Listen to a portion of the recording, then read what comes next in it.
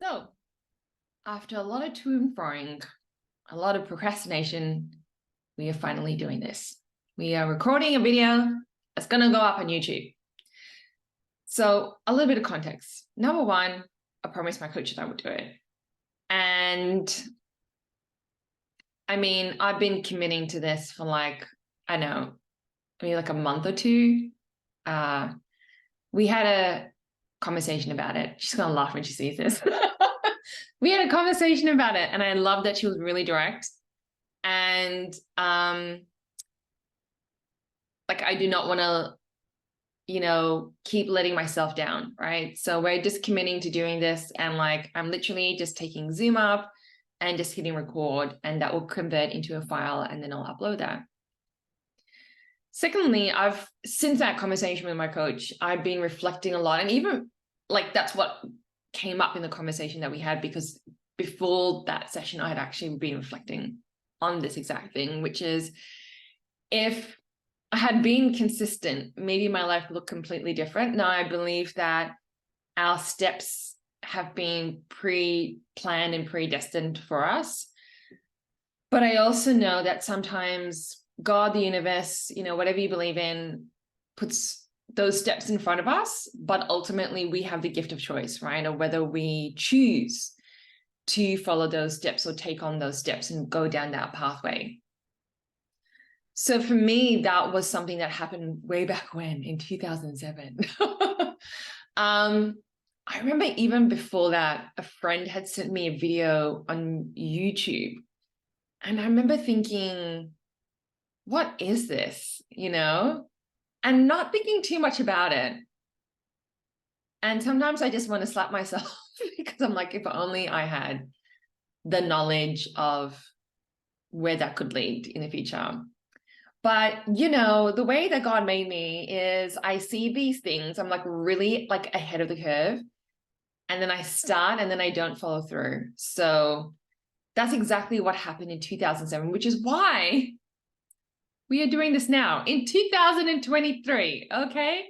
So a bit of context. I have this pattern of, like everyone else, of, why did I say that? I said that because to make myself feel better, that I'm not different or unique. I'm the same as everyone else. I have fears and I procrastinate. But basically, when I was, okay, we have to go way back now. When I was 15, I guess up until that point, thought that I would be an artist. But also, people asked me what I would do for a living, I'd always joke and say, I'd be a beach bum, because what kind of better life is that? And I knew that I loved art. I knew that I just wanted to live near the ocean, but that was literally all the answers that I had. And then when I was 15, 16, I did,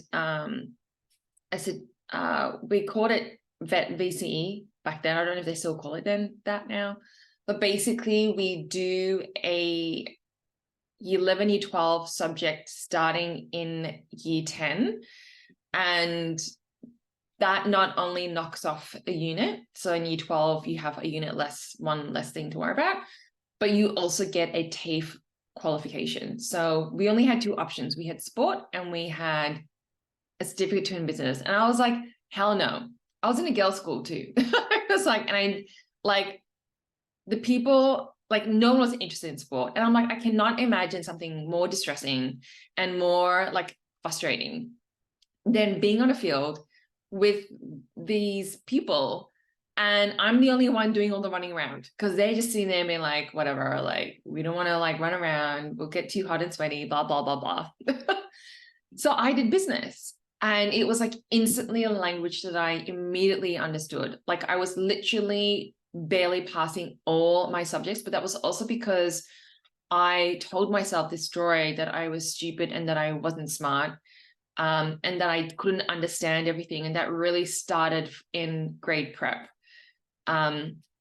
with a teacher that thought that they were doing the right thing.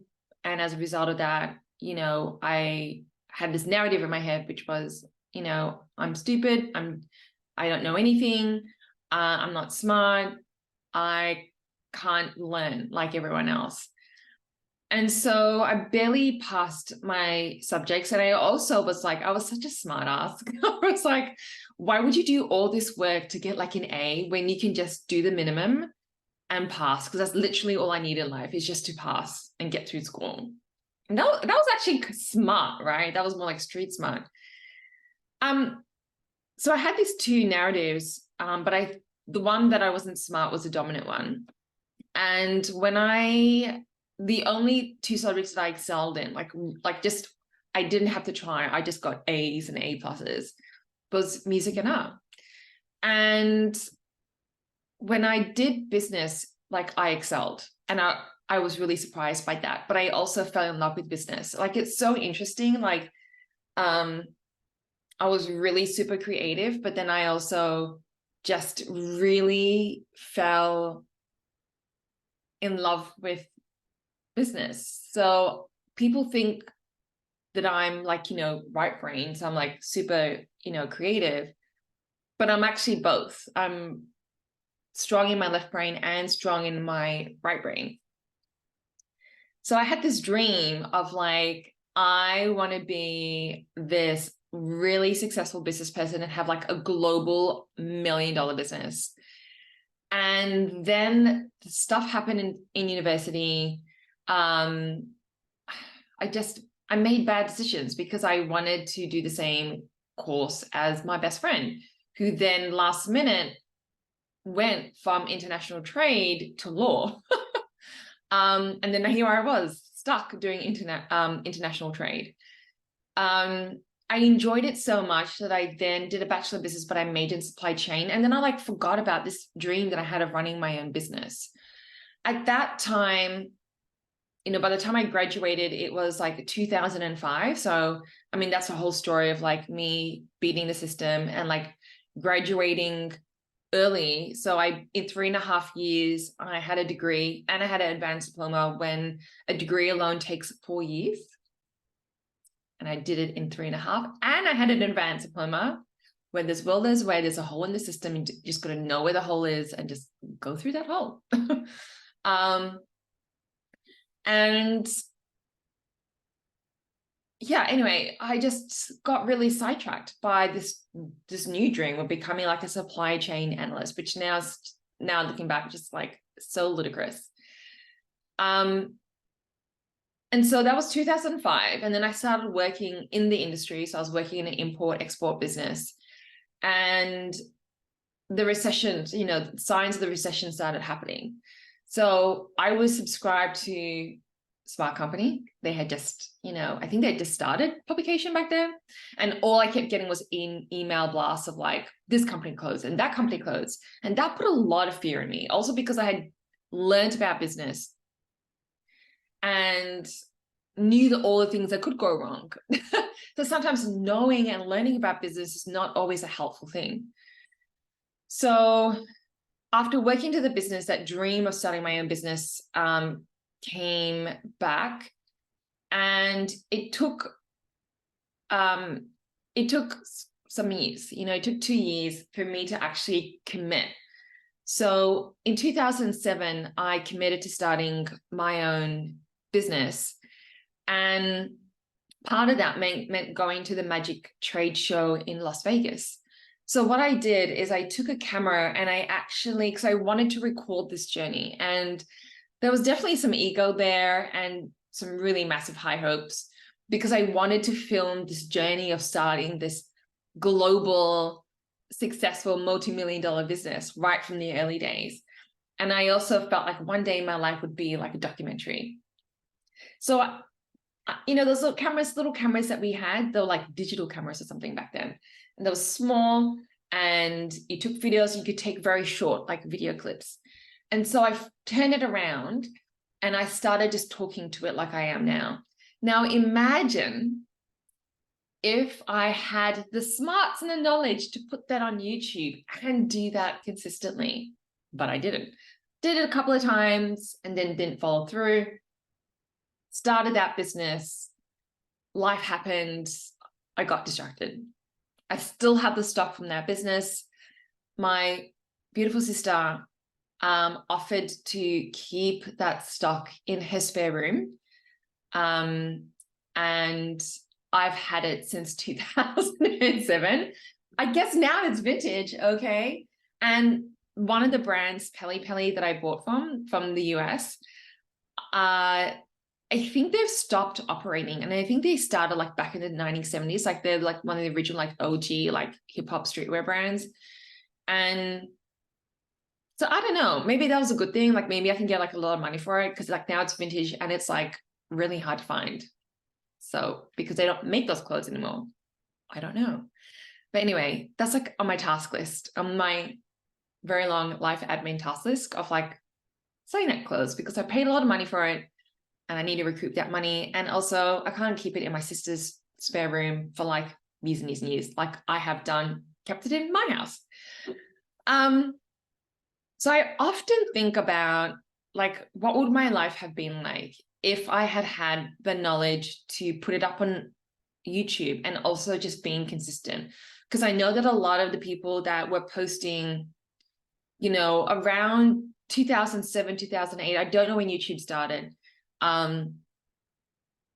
you know, like they have solid followings and they've built these really incredible influencer businesses.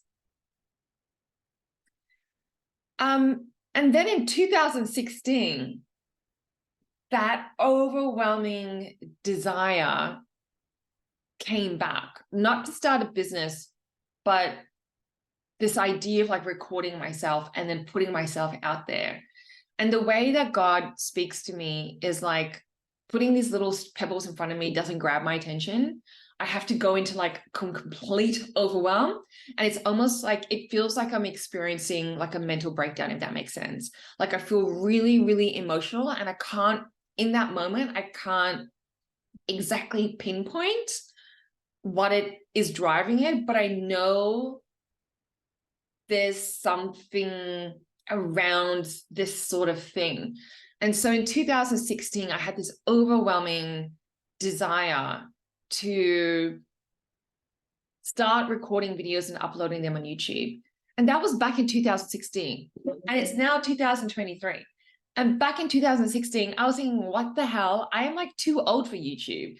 And like, why do I have this desire? Like, this is like insane. I was unemployed. I was in debt because I had been unemployed for like a while. You know, couldn't pay my mortgage, couldn't pay my bills, no savings, was finding it really difficult to find a job. And I was like, this does not make sense, because what makes sense and is rational, logical thinking is applying for a job. Anyway, I did a couple of videos. I didn't do it in a way that I think was natural to me. I think I was trying like really, really hard. Like I was writing a script and planning them and then going to like my cousin's, like, because he does video production, going to his thing, like studio, and then using his Blackmagic camera, and like he would record the audio, and then I would go home and take the files and like edit it. And it felt like hard work. And I think because it felt like hard work, I stopped. And then also I stopped because I was like, I need cash through the door. I did do it with a bit of a service mindset, because I was like, I had been trying so hard to get a job. I think by that time, it took, again, what's this thing with like 2 years? Okay, it took me 2 years to like actually like give in and like start doing it. But I did. And I also was just at that point in time,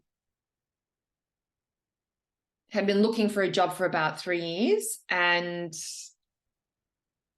was like, I just had no more gas in the tank. Like I applied for over 300 jobs, wasn't getting any interviews. Well, I was getting interviews, but I wasn't getting past like second stage, third stage. And there were so many reasons now that I understand why, and that just wasn't my path as well. But for me, doing the videos was like, well, I need to do something. I need to, there's always something that I can give to the world. And that means up here, and I do have some resources, like my cousin has like a camera and a microphone. Obviously I couldn't afford those things, and My camera was just like a really cheap phone. The quality wasn't that great. But when I leaned into it, it just became more like work. So then I stopped. And that's always been there in the background, because then I've looked at other people, I'll go to YouTube channels and I'll look at their about page and then see when they've registered their page. And then I'll look at their oldest YouTube video and when they uploaded that, and just work things backwards. And like, there's this person who created the brand Live Tinted, and she did a video back in 2015, 2016. Like, yes, I think like the second video just went like completely viral. Like, it's got like 10 million views. But she then ran with that, and she stayed consistent. And now she started this brand called Live Tinted. And I want to buy some products, actually. I want to try them out. And just created this incredible brand. And I was hearing her speak on a podcast, actually with Jay Shetty. And just the drive in her voice, I was like, that's why she is where she is, because that drive is what has also enabled her to stay consistent. But then being consistent has given her that drive as well, I believe. I mean, some people get burnt out by being consistent, so who knows. So anyway, long story short, here we are on a YouTube video, and no better time than when we're about to turn 40. So it's taken us like since 2007, basically. Let's do the math on that. 2023 minus 2007. I'm going to see the number. Shit, 16 years. Okay. Yeah, but I also know that just emotionally, I wasn't in a good place. 16 years ago, I was not in a very good place emotionally. And I think I've been doing some reading, spiritual books. And in this book that I'm reading at the moment, that I'm rereading actually, it says that when God has given you like a mission and a purpose on your life, there is a responsibility around that. And I know that in my early 20s, I did not have the mental health to be responsible with that. I think if I had success, I might have shared things and like hurt people or damaged people, or like emotions are contagious, people might have watched things and just felt really like not great about it afterwards. And in inclusion, we talk about teaching from our scars, not from our wounds. And I think back then those wounds were really there and really present, whereas now there's scars, the wounds are still turning into scars, I guess, but like they're not scars where like I have a scar here from when I was very young, like maybe 8 years old or something like that. Like it's still there, but it's like so faint, So I have scars, but like you can see my scars still, I think, but at least I have scars. I don't know. Although sometimes like they're still sensitive and people rub up against it. I'm like, anyway, here we are. So we're about to turn 40, and that has also been on my mind the last probably like 2 years, because I've been thinking about what do I want the next 20 years of my life to look like? Because the last 20 years of my life, I'm going to try not to get emotional, but the last 20 years of my life have been around survival, right? It has literally been around survival. And I want my next 20 years of my life to be about me thriving, not being in survival mode, but being about thriving. That said, 3 of my dreams came true. The 15-year-old dreams. Not to the full vision of what I expected, like be this, basically like the business version. I mean, Beyonce does have like multiple businesses and a very successful businesswoman. I mean, she's a brand, right? And, but I think if you probably asked me like that level of success, I would have probably said Beyonce, right? Like, but I had 3 dreams when I was 15, and that was one, fundamentally at the root of it. I mean, if you take the global success and the multi-million dollars away, it was to work for myself full time, to live opposite the ocean, and to have a dog, because we weren't allowed to have dogs when we were kids. But when you grow up, you get to make your own rules. And also when you have your own house, because if you're living under your parents' roof, their rules, respect their house and their rules.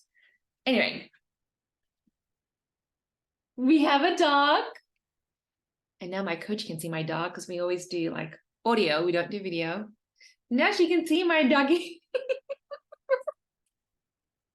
I woke him up. He was sleeping in my lap. The other dream that came true is I do work for myself full time, and I have to keep reminding myself, because it took so many years and so many different types of businesses, so many stops and starts, like get to this place where I can actually pay my bills and work like by working for myself. So that has happened, and I live opposite the ocean, which has just is the most magical thing. And even that I have to remind myself, because it's so easy for me to just like walk along the ocean here, and I'll be so in my head that I physically can't see the ocean, even though I'm looking at the ocean, if that makes sense. And I have to stop myself and catch myself and be like, girl, you dreamed of this for like so long, and it is hell expensive to live here. And I can see the ocean from here, you know, and yeah, you know, people will say to me, oh, like, you're so lucky. And I'm like, it is not luck, okay? It took me so long to get here, so many stops and starts, you know. I actually threw away all my diaries. So I did this massive declutter.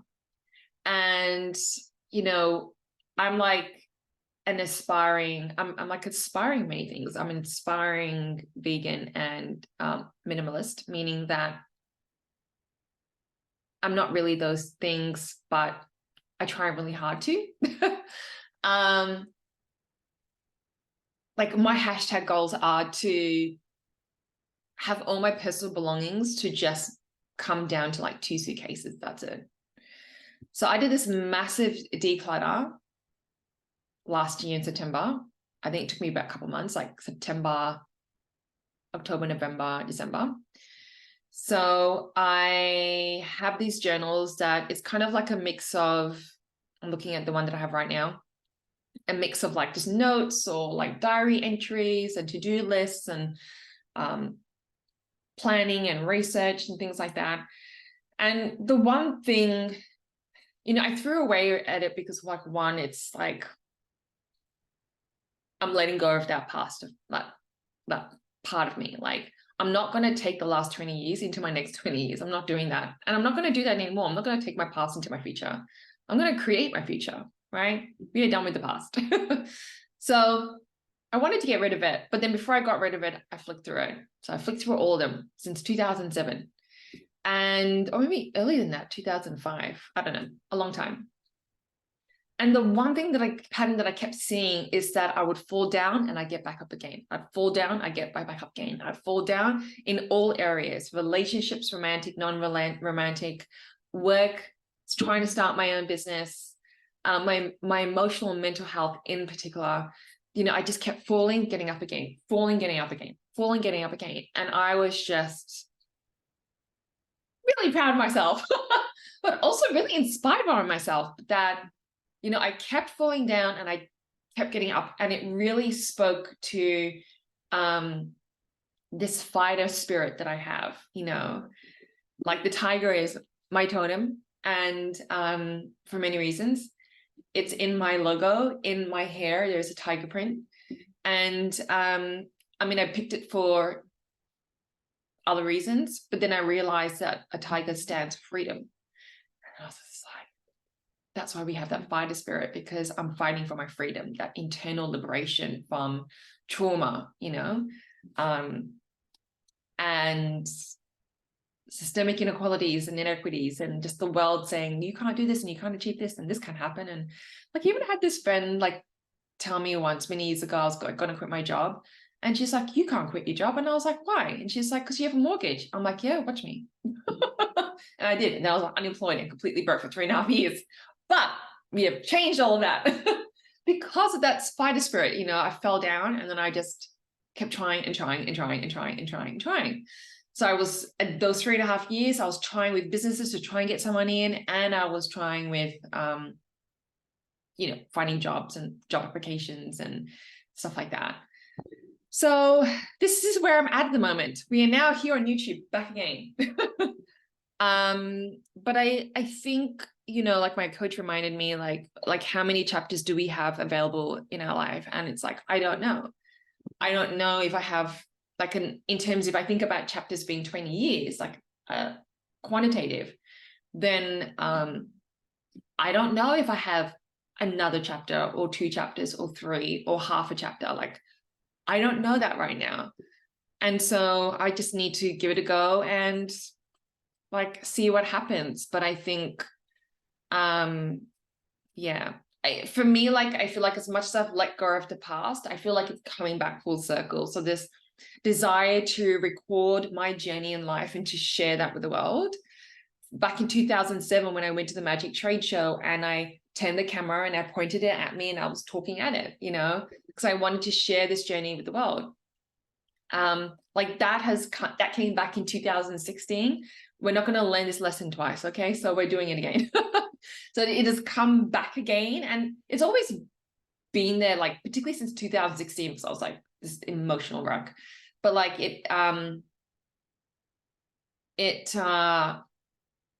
since I think it was just so, like, it shook me so much that, you know, every month or couple of months or couple of weeks, like I'll remember that, you know, oh, you wanted to record your journey in just life and put it out there. And also, like, touch wood, you know, when it's my time to like leave this planet, I still exist on the internet. Like this recording of me, you know, that's out there in the world. So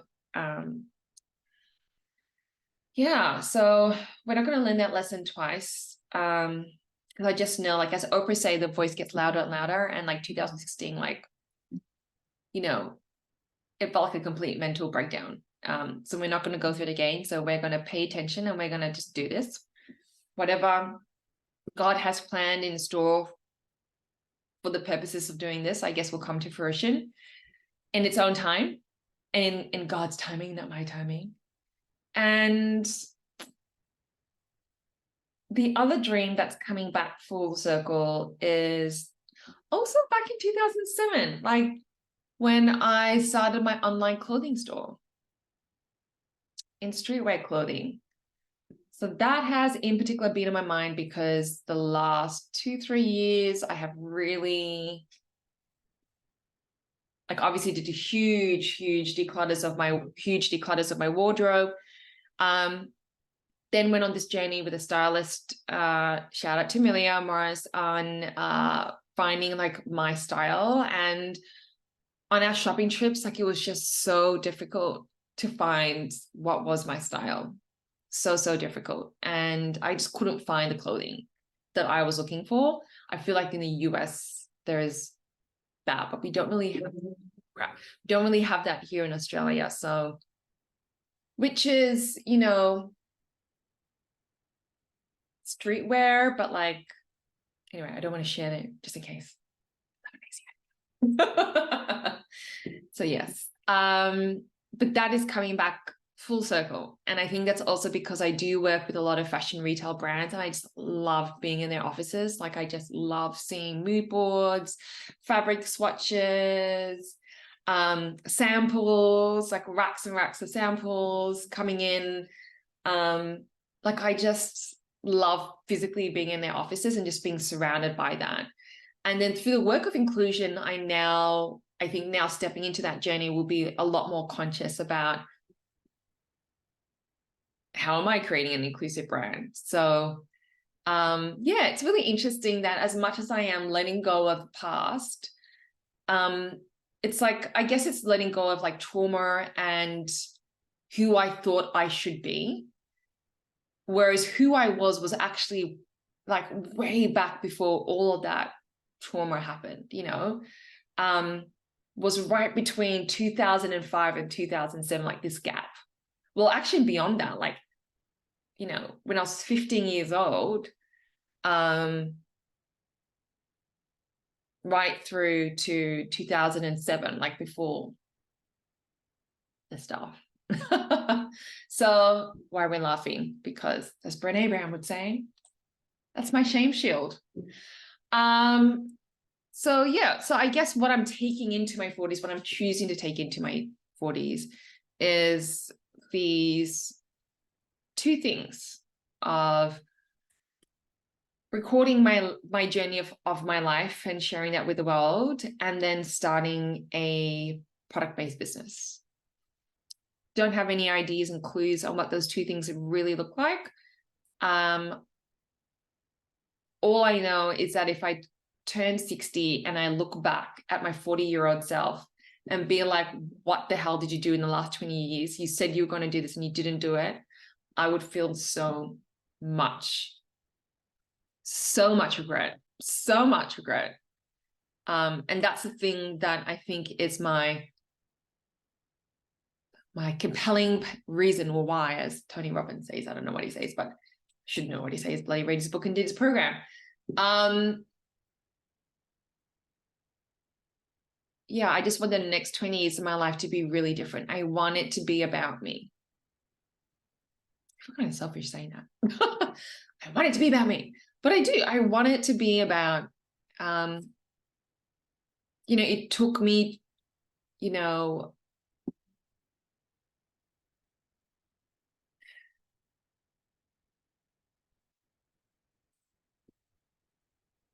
I've got to calculate this. 40, as you can tell, I can't do maths. 25 years, okay? It took me 25 years to own my dog, live opposite the ocean, and work full-time for myself, right? And I've also had these things for like a couple of years now. And, I know that's just the beginning. And that is, maybe that's the foundation, right? Like for me, the ocean is like my heart place, keeps me grounded. The dog keeps me grounded. Working for myself, I feel safe and, as much as I can be. And I feel quite grounded in that, So yeah, but I do want the next 20 years of my life to be about me living the fullest expression of me, like even I looked at myself in the reflection in the elevator. I was like, even the clothes that I'm wearing, they're okay, but they're not me, It's just so hard to find that clothing here in Australia, and just like the sizing and the cut of the clothing, like it just does not fit my body. I hate going into changing rooms without my stylist, without Amelia, because I feel really shit about myself. Whereas if she's there, I mean, first of all, the chances of clothes fitting me better, are higher because she knows my body and she has that skill. And she also, just peps me up. So yeah, I've put off purchasing clothes because we are trying to put all our personal belongings into 2 suitcases. That said, I feel like the Gold Coast will always be my home base, but I definitely know at some point my life will take me to LA, and I feel like I will live there for a couple of years for the purposes of career. And I've always just had this sort of affectionate relationship with LA as well. It's kind of like a city that people hate it or love it, but I don't know. I feel like it's home. I've been there twice now. So the first time was 3 months. The second time was 2.5 months or 2 months. And yeah, I don't know when that happened. So anyway, I think we just need to be, the advice that I give to people that I coach, we need to be in action, and we need to take action. And then when we are in motion, God can't help you if you're stagnant.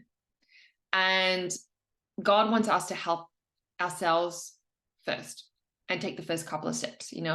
Faith without works is dead, faith without action is dead. So that's essentially what I'm doing. And today I'm feeling really quite helpful. I think I'm very influenced by the weather.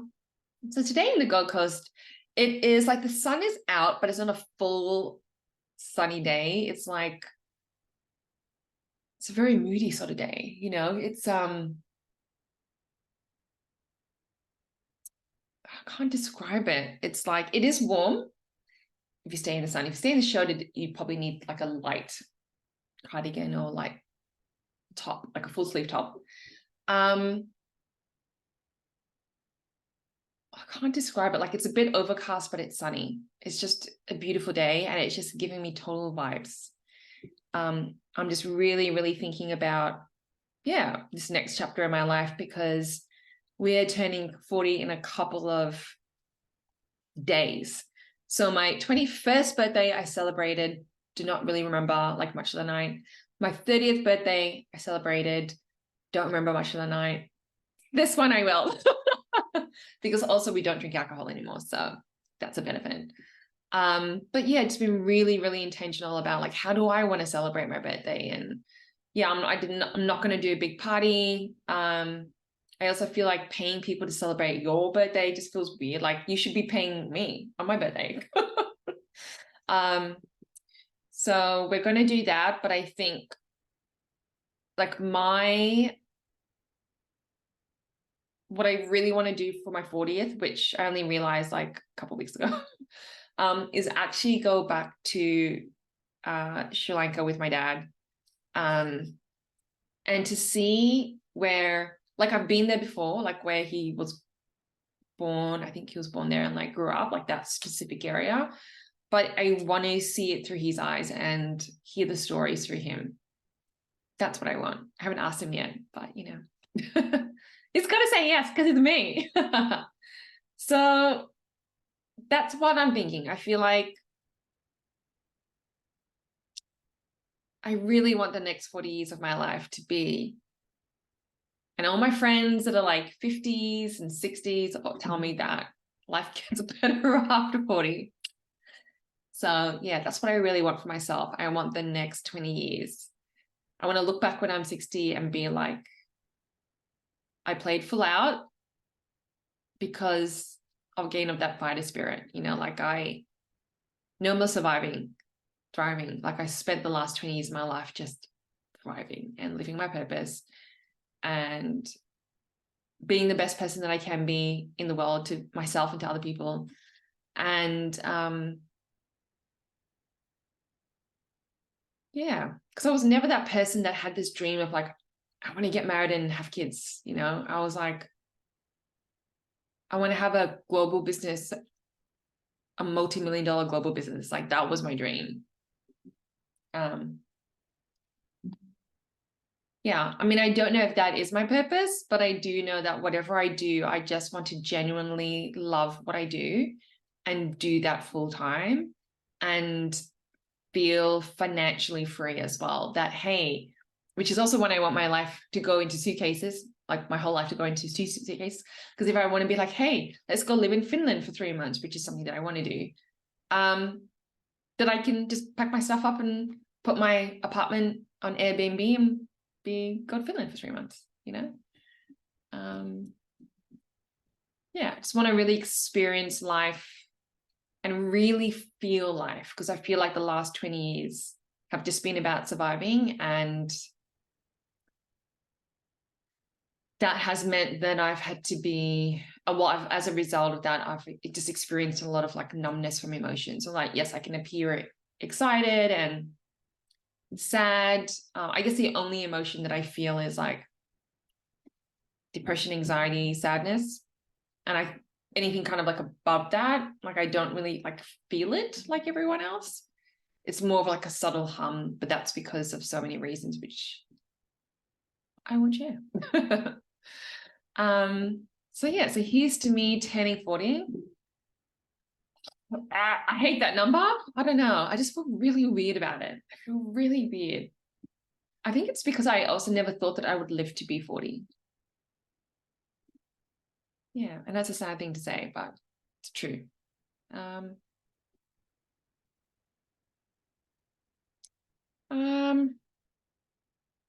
But I feel very different now than I did when I was 30.